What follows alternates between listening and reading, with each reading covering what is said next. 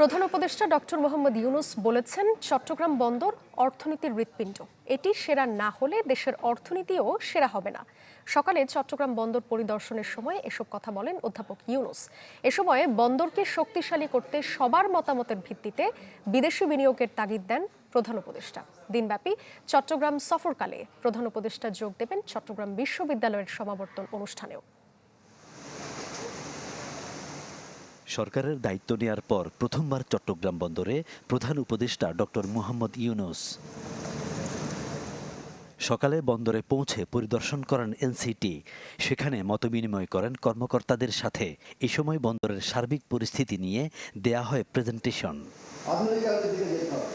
পরে বক্তব্যে প্রধান উপদেষ্টা আক্ষেপ জানিয়ে বলেন, দেশের প্রধান এই বন্দরের গুরুত্ব অসীম হলেও পরিবর্তন হচ্ছে ধীর গতিতে। তাই সত্যিকার বন্দরে পরিণত করতে কাজ করছে সরকার, যাতে উপকৃত হবে ভারতের সেভেন সিস্টার্স সহ অন্যান্য প্রতিবেশীও।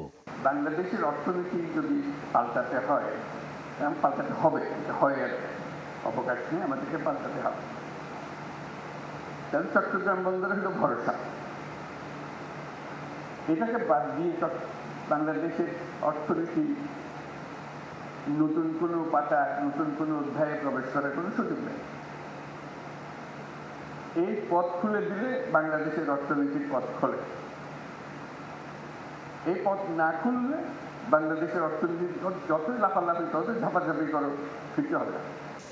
ডক্টর ইউনূস চট্টগ্রাম বন্দরকে তুলনা করেন হৃৎপিণ্ডের সাথে, যা সচল রাখতে বন্দরে বিদেশি বিনিয়োগের আশাবাদ জানান প্রধান উপদেষ্টা। বন্দর ব্যবস্থাপনা যারা পৃথিবীর সেরা যারা, তাদের হাতে দিয়ে দিতে হবে, যেভাবেই হোক। মানুষ যদি রাজি না থাকে তাদেরকে রাজি করাতে হবে। মানুষের রাজি করে করার দরকার নেই, রাজি করেই করতে হবে। এমন একটা বিষয়, এটা পুরো জিনিসটা শুনলে রাজি হওয়ার কোনো কারণ নেই। সবাই চায় তার ভালো হোক। না বুঝার কারণে যে মনে করি না আমার এই ক্ষতি হবে, ওইটা হলে ভালো হবে না, ওটা তো আমাদের ছিল, সেটা কেন দিচ্ছে, এসব কথা আছে। যখন দেখবো যে না, এটা সবার জন্য ভালো হবে, তাহলে আমার আপত্তি। বিদেশি বিশেষজ্ঞের মাধ্যমে নিজেরা দক্ষ হলে একসময় দেশের লোকজন বিদেশে গিয়ে বন্দর পরিচালনা করবে বলেও আশা প্রকাশ করেন ডক্টর ইউনূস। এটা ছাড়া না হলে বাংলাদেশের অর্থনীতি ছাড়া হবে না। এই কথাটা আমাদেরকে সবাইকে বুঝতে হবে এবং তড়িৎ সিদ্ধান্তগুলো নিতে হবে, যাতে করে আমরা ওই 36 সালের কথা বললাম, যেখানে বাংলাদেশের পৃথিবীর বন্দরগুলো চালাবে।